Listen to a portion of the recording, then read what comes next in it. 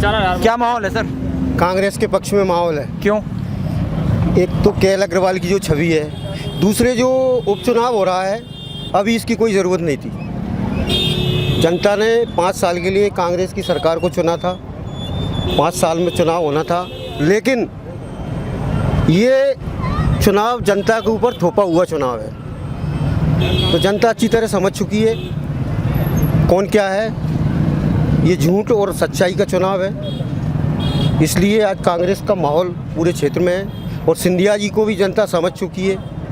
और ये इस क्षेत्र का सबसे बड़ा दुर्भाग्य रहा है कि महाराज सिंधिया का ये क्षेत्र रहा है। पहले लेट महाराज माधवराव सिंधिया रहे हैं, इसके बाद ज्योतिरादित्य जी रहे हैं, लेकिन उन्होंने केवल झूठा विकास का नारा दिया है। बाकी विकास इस भमोरी क्षेत्र में आज कहने के लिए कोई भी एक काम उनका नहीं कहना सकता है कि सिंधिया जी ने इस क्षेत्र को ये सौगात दी है। आपने कहा ये झूठ और सच्चाई की लड़ाई है, कौन इसमें झूठा है और कौन सच्चा है? झूठा आप जनता के सामने है, कौन झूठा है?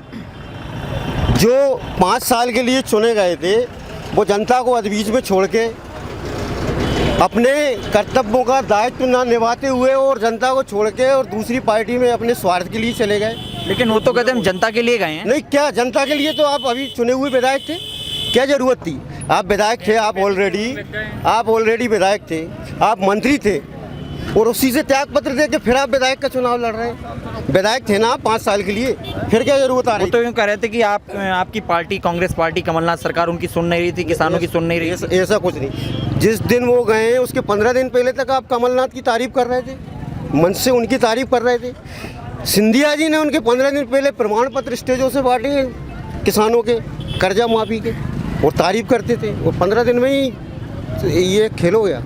15 महीने में कांग्रेस सरकार ने, कमलनाथ सरकार ने क्या ऐसा काम किया कि जो क्षेत्र की जनता इस उपचुनाव में उनको वोट दे? कमलनाथ जी को बहुत कम टाइम मिला काम करने के लिए, इसके बाद भी उन्होंने जनहितैषी काम किए हैं। 11-12 महीने का टाइम मिला है। वृद्धावस्था पेंशन उन्होंने 300 से 600 की है। बिजली के बिल 100 यूनिट 100 रुपये उन्होंने किया है। किसानों का कर्जा भी उन्होंने माफ़ किया है, जो वादा किया था धीरे धीरे 3 चरणों में हो रहा था, 1 लाख तक का हो चुका था। 26 लाख किसानों का कर्जा माफ़ वो कर चुके हैं, बाकी का करने वाले थे। इस बीच में उनकी सरकार चली गई।